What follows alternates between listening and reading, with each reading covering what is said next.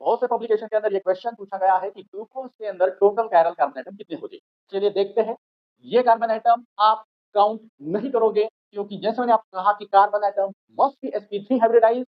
अगर double bond है, triple bond है, हाइब्रिडाइजेशन चेंज हो जाएगा, तो डबल बॉन्ड ट्रिपल बॉन्ड वाले कार्बन को हमें काउंट करना नहीं है। देखते हैं second carbon chiral carbon atom है या नहीं।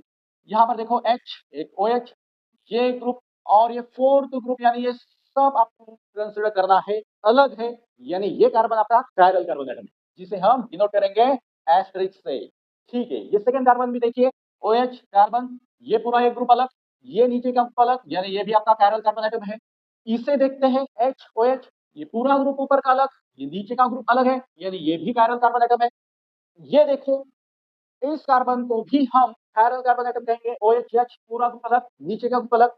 अगर हम इसके बारे में बात करते हैं तो दो हाइड्रोजन आपको यहाँ दिख रहे हैं, यानी ये कार्बन आपका कायरल कार्बन एटम नहीं है। यानी ग्लूकोज के इस ओपन चेन फॉर्म में टोटल 4 कायरल कार्बन एटम, याद रखिए कितने, total 4 chiral carbon atom present है। चलिए एक और एग्जांपल हम ग्लूकोज का ही देखते हैं, लेकिन अब ये साइक्लिक फॉर्म है, जिसे हम कहेंगे अल्फा डी ग्लूकोज। इसके पहले का जो एग्जांपल हमने देखा वो आपका सिर्फ डी ग्लूकोज था, वो ओपन चेन फॉर्म।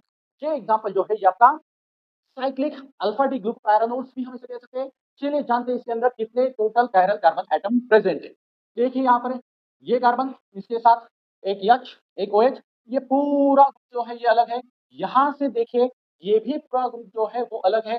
देखिए दो रास्ते यहाँ पर आपको दिख रहे हैं, जो बॉन्ड यहाँ पर दिख रहे हैं, ये पूरा ग्रुप अलग है, ये पूरा ग्रुप अलग है, यानी ये आपका कायरल कार्बन एटम है, जिसे हम एस्टेरिस्क से डिनोट करेंगे। सेम ये भी आपका कायरल कार्बन एटम है, ये भी आपका कायरल कार्बन एटम है, अलग अलग ग्रुप्स यहाँ पर अटैच है।